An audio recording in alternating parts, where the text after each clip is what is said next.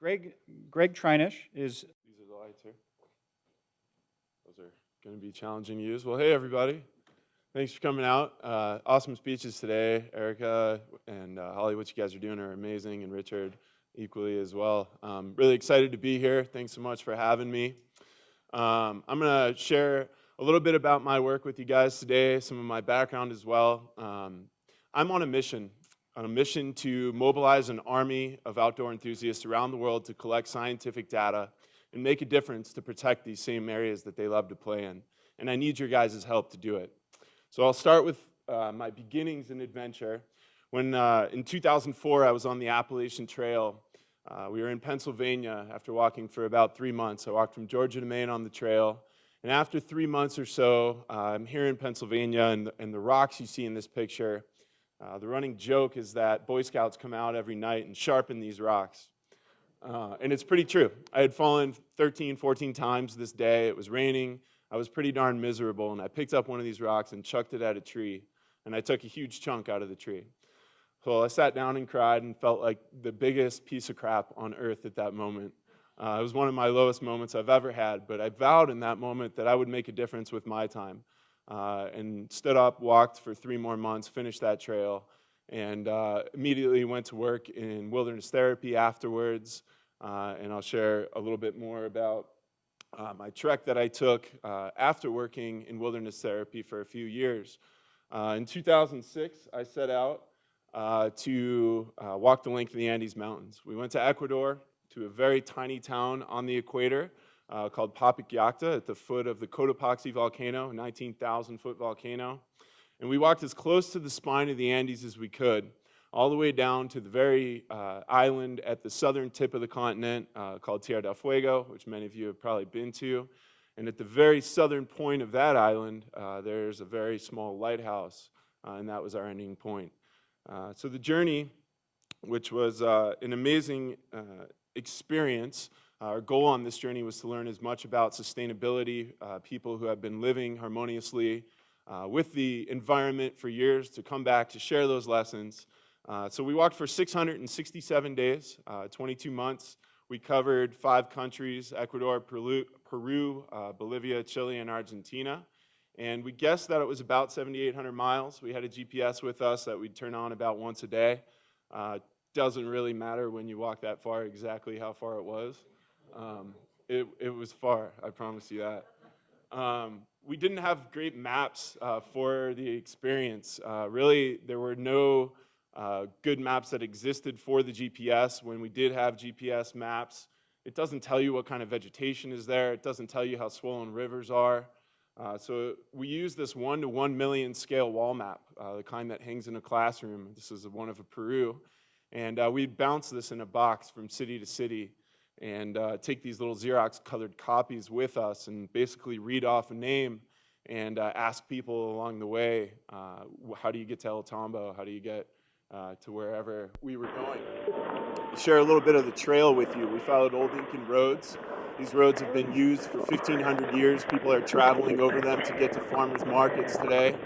They're still exchanging goods at these markets. They're still living very low impact lives, and of course not necessarily by choice.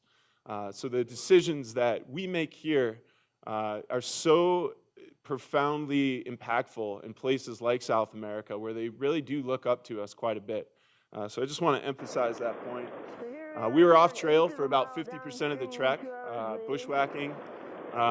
It was extremely challenging. No one had ever done this before. We didn't know that when we set out. I actually anticipated hundreds of people would be doing this. I said to my partner, Dea, that, man, there's got to be, I might not want to walk with you the whole way. And so I'll go with some of the other people that are doing this. But sure enough, nobody had ever done it before. Nobody's done it since. We got to dried up lake beds on our map that were clearly not dried up. We wound up swimming across this and actually found this 3,000-year-old civilization living in the center of Lago Popo in Bolivia. We crossed endless Boggs, deep bogs. This was a 4-day stretch where we'd set up our tent every night, and this would fill with water about 4 inches up the bottom. So it was definitely a challenging experience. but it was also a pretty amazing experience because we got to see such incredible things out there. Wildlife that I had never seen before, Wanako and Vicuña, out on the Pampas. We got to see awesome wildlife Crikey, in the we've just Amazon. encountered here deep in the Amazon basin one of the rare boa. Crikey, what a find, mate. Look at him, isn't he beautiful? Oh. Monkeys flying over trees above us. So we actually, this was on a little side stretch. We took a break and went and canoed for 5 days in a dugout through the Amazon. Pretty amazing, but along this journey, I fell so in love with the flora and fauna around me, and I so badly wanted to know about it and understand it in a way that I just didn't at the time, and on all my treks before that, I just didn't understand. And so I went to Montana, where I live now, to Bozeman, and immediately got a degree in ecology and evolution. I had my first degree from here. I actually had class in this room, and I studied sociology here, so pretty wild for me to be speaking here as well. I went and studied owls in California, tracked spotted owls for a long time, lynx and wolverine and grizzly bears as well. Up in Montana, I worked with sturgeon on the Fort Peck Reservoir, and very quickly realized that these things that I was being trained to do as a wildlife biologist with an undergraduate degree and very little training were not things that took rocket scientists to do. It was things that anybody could do. So I started applying these to my expeditions. I took treks from Yellowstone to the Frank Church in Idaho, documenting infringements to wildlife connectivity, trying to understand what keeps animals from moving across these ecosystems, and very quickly realized that others could do this as well. And so I started an organization that would give people that opportunity called Adventurers and Scientists for Conservation. At ASC, very quickly, our mission is simply adventure and science, and the combination of those two. And when you combine those two, it's a really clear reason why there's a need for this and why we need to exist. And it's as you look around the planet, especially at the oceans, a place that is so vastly underexplored, we need to know more about it to make the best decisions that we can as a society moving forward. Aldo Leopold's quote at the bottom there, that only those who know the most about it can really appreciate how little we know about it. It's just absolutely true, and it's not just the places you'd expect. There's needs here in Boulder and in the mountains right outside the Boulder community. So there's thousands of people at the same time that we have that tremendous need that go outside every single day. There are ocean rowers like Ross Savage, there are people kayaking and climbing, there are people who are traveling to the most remote places, and there are people like me who have had that selfish feeling and genuinely wanted to do more for these places. And there hasn't really been a clear way for them to do that as explorers. And now there is. So here's a quick video. There's tens of thousands of athletes that go outside every single day. They're hikers, climbers, boaters, skiers. They're people who are going in every square corner of this planet. And anywhere they go, there's a scientist who needs them to collect data. Adventurers and Scientists for Conservation finds those athletes that are going to the most remote corners of the globe, and we find the scientists who need data from those remote corners, and we plug them together. We've just crossed 1,000 athletes that we've sent out collecting data for more than 110 scientists. We're hoping that we'll find some diatoms. We're on top of the Weisshorn, and we're going to start taking rock samples here down. I would say that ASC is a matchmaker, that we're the dating service, we're the switchboard. We had a fantastic trip, and it's just kind of fun to be able to put some science in the mix and get some of these ice worms collected for some studies. So that's from a video that was made about my work called Move Shake, which is airing on PBS now. So how does it work? People come to our website, and whether you're a scientist or an adventurer, you'll get here. You click on where you want to explore. And so you can highlight any continent. The oceans is highlighted here. And so because this is an oceans conference, we will go to our oceans page. These rotate through. We have featured projects there. At any given time, the 8 newest projects we have will be featured there, or up to the 8 newest ones. You can click on Build Your Own Project. You can get involved in one of our existing projects, and then the first step is we link you up as an athlete directly with a scientist. And when we say athlete, I want to be really clear that it's not just the folks who are climbing the Weisshorn. It's not just the people who are going on 2-year-long treks. It's people like you who go out in their backyards and enjoy nature that way. It's people who are going to go walk in metro parks, who are going to be anywhere exploring the outdoors. And we have opportunities for you to get involved. We'll have you meet directly with a scientist. You're going to go through protocols that way. You're going to learn about the background of the project, why it's important, what the data you're going to collect is going to do for the benefit of conservation. And then you go out and practice. You go out and practice around your house. You go out and practice around your community.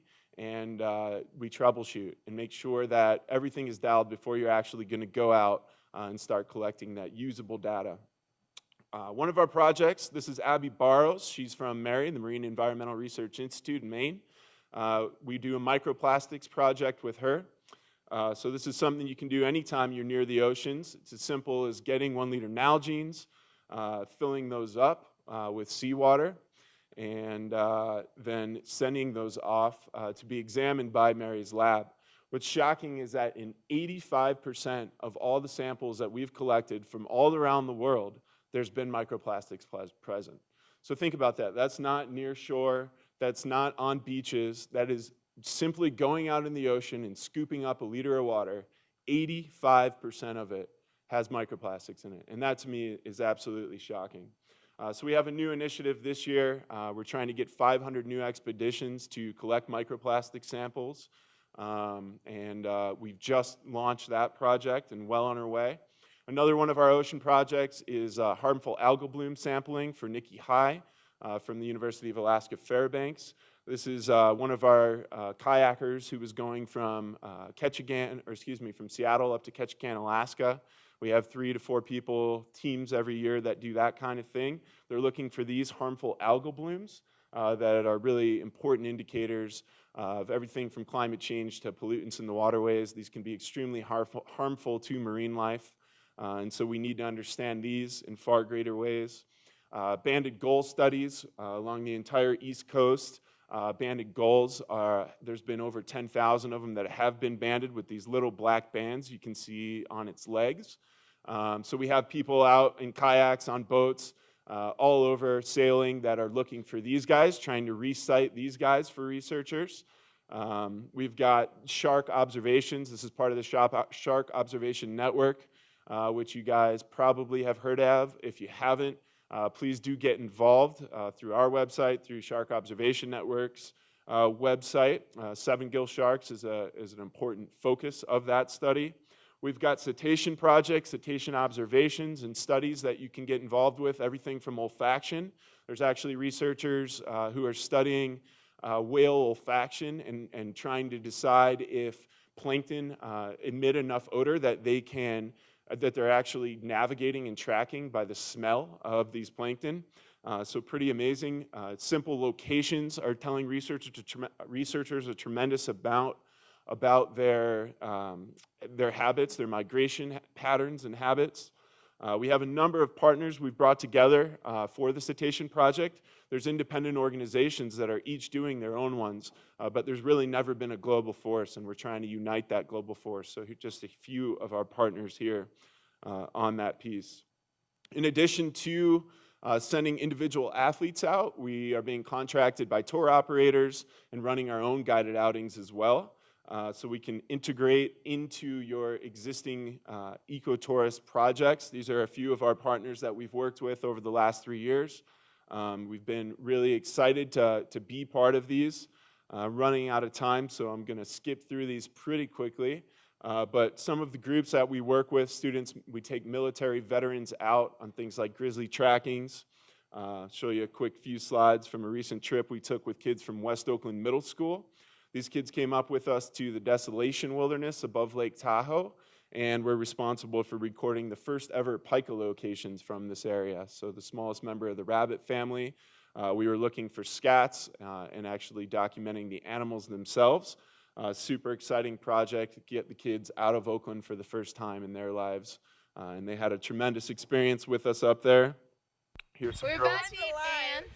It's the Thatcher ant in Bee-Balm, or Menarda. Wait, zoom in on this. Zoom in on the ants. So this is when we're eating them. Thatcher ants. Yum. Okay, you ready? Ready? 1, 2, 3. This is a trip we just took from Marin Academy, who's a new partner of ours. So lemony. Those are lemony. So we try to give people as wide of a variety of an experience and just take them out of their element as much as possible, but going beyond just your typical experience and interaction with nature, where they're actually responsible for the conservation of these areas. And it makes such a tremendous impact. They're forever intimately linked and involved in the conservation of these species. This is in the Olympic National Forest. You can look at the timestamp up top and see that this bobcat joined us for about 10 hours. It was consistently there picking and picking and picking at this beaver carcass. FWP eliminates the beavers, and so instead of them just getting thrown away, we pin them up on trees and try to identify things like this bobcat. He did get a food reward, unfortunately. That was not intended. Awesome opportunities to get cool footage of wildlife like mountain lions that you otherwise wouldn't get to see. This was a series of 12 camera traps that we set up throughout the forest looking for pine marten and fisher.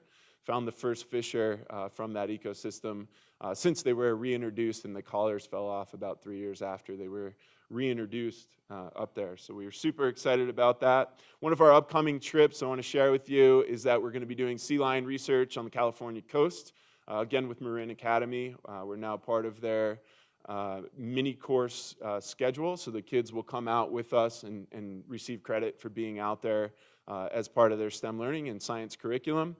So we're doing more and more of these projects with schools as well.